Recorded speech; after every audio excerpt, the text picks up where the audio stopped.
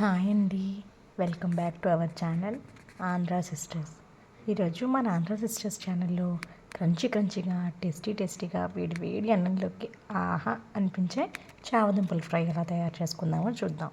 ముందుగా కుక్కర్లో మనకి ఎన్ని చామదుంపలు కావాలంటే అన్ని చామదుంపల్ని కుక్కర్లో వేసుకొని దానికి గ్లాస్ నుంచి హాఫ్ గ్లాస్ వరకు వాటర్ పోనీ దుంపలు ములిగేదాకా నీళ్ళు అనుకోండి.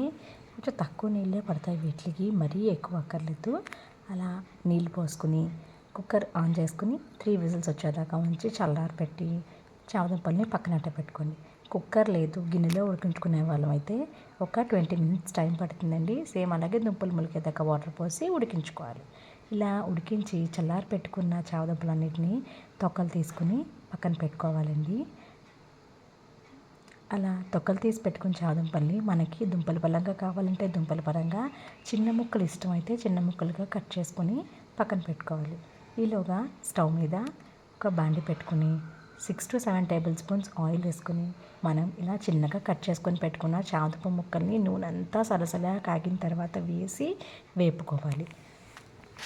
చామదుంపల్ని కలుపుతూ ఉంటే అంటుకుపోకుండా ఉంటాయి. అంటుకుపోకుండా ఉన్న చామదుంపల ఫ్రై చాలా చాలా చాలా టేస్టీగా ఉంటుంది. దుంపలు ఎర్రగా వేగేదాకా ఉంచండి.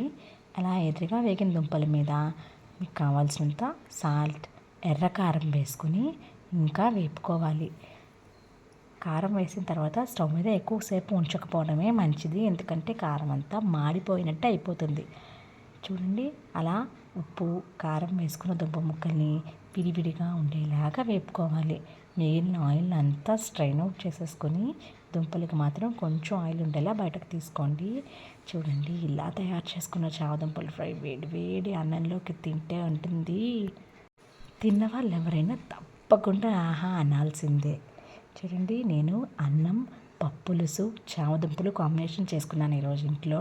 పప్పులుసు రెసిపీ కూడా మన ఆంధ్ర సిస్టర్స్ ఛానల్లో ఉంది.